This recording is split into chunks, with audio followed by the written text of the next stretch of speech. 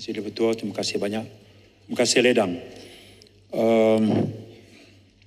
Amri Cik Mat dilaporkan hilang pada 25/11/2016.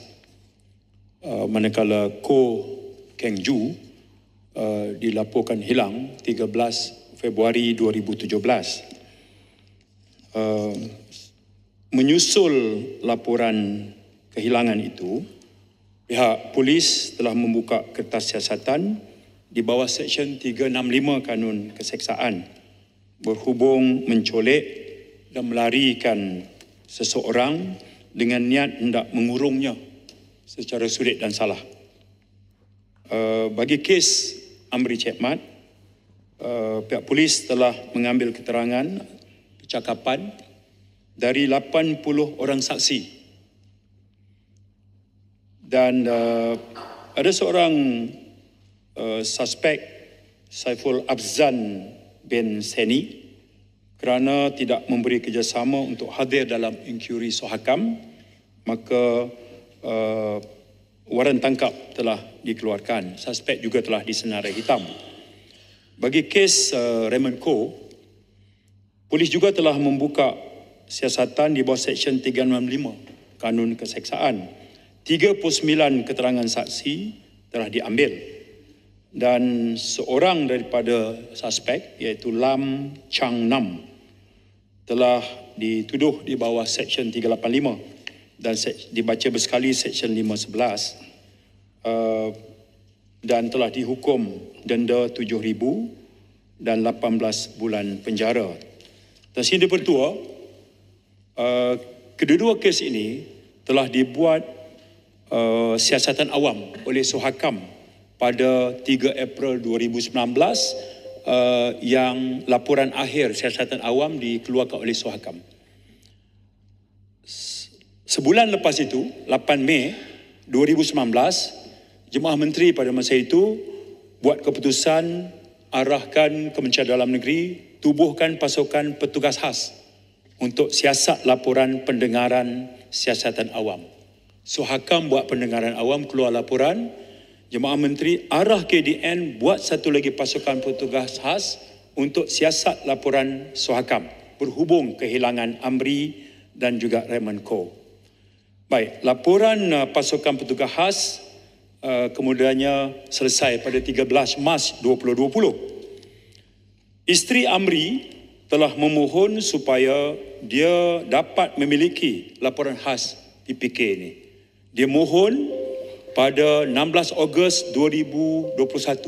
Dia minta supaya dia diberi kebenaran untuk memeriksa dan mendapat salinan laporan PPK.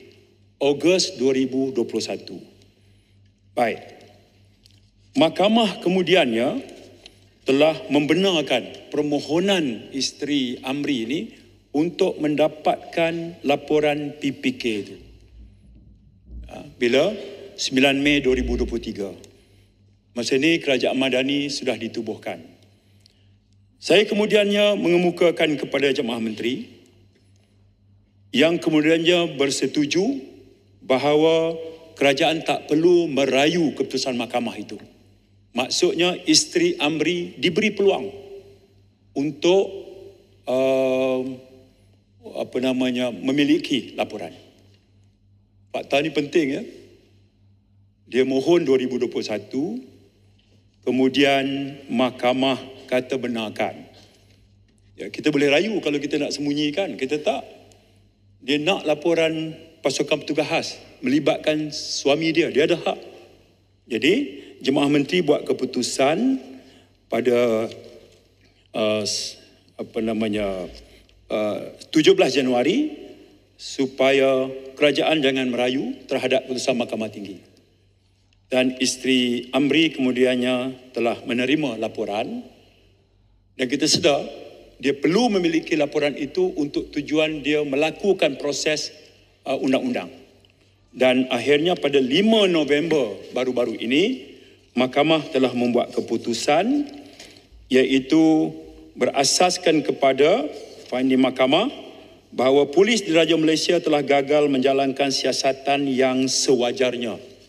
Kalau dalam written judgment yang awal tu, dia sebut breach of constitution right under Article 5, 8 and 160 of the Federal Constitution. Ini berkaitan dengan deprive of personal liberty, equal protection dan sebagainya. Mahkamah kata polis gagal menjalankan siasatan sewajarnya, maka isteri Amri diberikan pampasan 3.3 juta meliputi ganti rugi teladan, kos dan sebagainya. Kemudian mahkamah mengarahkan polis siasat kes ini dan setiap 2 bulan lapor pada Peguam Negara. Bagi kes Raymond Koh, mahkamah pada 5 November juga buat keputusan basis yang sama, iaitu kerajaan gagal menjalankan siasatan yang sewajarnya atas kehilangan Raymond. Cuma mahkamah membayar kemudiannya RM37 mahkamah perintah kerajaan bayar. Okey, RM37 juta. Segentak dengan itu, polis diarah untuk mengemukakan Raymond Koh yang kalau polis gagal berbuat demikian, kerajaan hendaklah membayar RM10 sehari. RM10,000 sehari. RM10,000 sehari sehingga Raymond Koh dibawa. Dalam bahasa itu disebut until the disclose with certainty the whereabout of Koh Keng Ju. Maknanya kegagalan membawa Koh Keng Ju, kerajaan kena bayar sekarang ni RM10,000 sehari. Selagi ada bulan, bintang dan matahari, ya. Sehingga kiamat lah. Sebab dia open-ended judgement itu. Baik.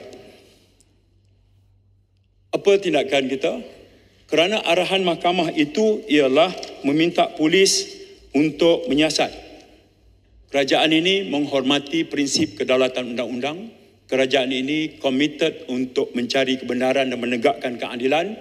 Pihak polis segera menubuhkan pasukan penyiasat, walaupun siasatan sebelum ini tak pernah ditutup, tapi kali ini akan diketuai oleh seorang pegawai polis berpangkat ACP. Sekarang sudah pun bermula. Dan mereka akan teliti semua kertas siasatan awal, laporan sohakam, laporan pasukan petugas khas. Mereka akan mendapatkan keterangan-keterangan baru dan kita mengajak mana-mana pihak yang mempunyai maklumat berhubung kes ini untuk tampil bagi membantu pihak polis menjalankan siasatan. Itu clear cut. Baik. Manakala pihak Peguam Negara sudah pun membuat kenyataan untuk mengemukakan rayuan. Ya, sebab kita nak kena tengok dalam perkara yang membabitkan misalnya yang mengemukakan rayuan bukanlah satu yang asing. Prinsip keadilan sejagat ni adalah pihak terlibat diberitahu pertuduhan, dibawa ke muka pengadilan, ada hakim bicara, diberi peluang untuk membawa peguam bela. Kalau satu keputusan telah dijatuhkan, dia masih ada hak untuk mengemukakan rayuan. Dalam kes ini, di mana kerajaan antara yang dinamakan sebagai defendant, maka penasihat undang-undang bagi kerajaan adalah Peguam Negara. Meneliti judgement atau penghakiman yang dibuat, maka Peguam Negara berpendapat ada asas untuk mengemukakan, termasuklah perkara-perkara yang berkaitan dengan komitmen keuangan. Ini bukan bermaksud kerajaan memandang rendah soal nyawa. Bukan, soal hak dan kebebasan. Bahkan kerajaan nak dikatakan lebih mengutamakan beban kewangan. Tidak sama sekali. Ini atas prinsip menegakkan keadilan sejagat. Jadi, bila di sana, penasihat undang-undang kerajaan ini adalah Peguam Negara berpendapat bahawa ada asas untuk membuat rayuan, maka itulah yang mereka lakukan.